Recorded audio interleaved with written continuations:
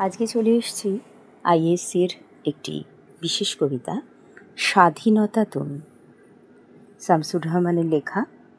এই স্বাধীনতা তুমি কবিতাটির ঠিক কোথায় কোথায় তোমরা দেখতে পাও যে স্বাধীনতার স্পর্শ রয়েছে, আলোচনা করো।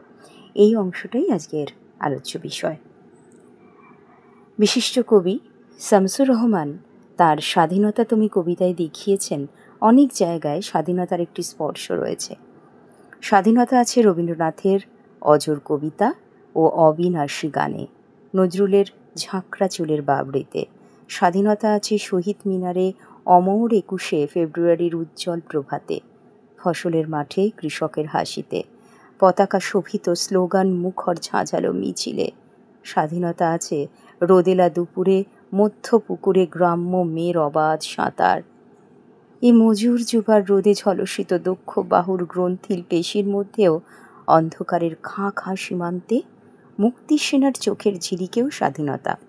স্বাধীনতা আছে বটের ছায়ায়, তরল মেধাবী শিক্ষার্থীর শানিত কথার ঝলসানি লাগা সতেজ ভাষণে, চাখানায় আর মাঠে ময়দানে ঝোড়ো সংলাপের মধ্যে। কালবৈশাখীর দিগন্ত জোড়া মত্ত ঝাপটার মধ্যে স্বাধীনতা আছে, আর আছে শ্রাবণে অকুল মেঘনার বুক। স্বাধীনতা আছে পিতার কোমল জায়নামাজের উদার জমিনে, উঠানে ছড়ানো মায়ের শুভ্র শাড়ির কাঁপনে, বোনের হাতের নম্র পাতায় মেহেদির রঙে, বন্ধুর হাতে তারার মতো জল জলে এক রাঙা পোস্টারে।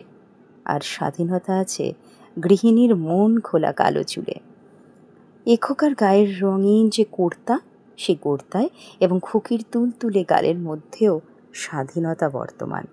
সবশেষে বলা যেতেই পারে যে স্বাধীনতা রয়েছে বাগানের ঘরে, কোকিলের গানে, বৃদ্ধ বটগাছে ঝিলিমিলি পাতা এবং কবির কবিতা লেখার খাতার মধ্যে। আজকের এই আলোচনাটি এখানেই শেষ করছি। তোমরা অবশ্যই কবিতাটি বারবার পড়ো। সবাই ভালো থেকো। অনেক অনেক ধন্যবাদ।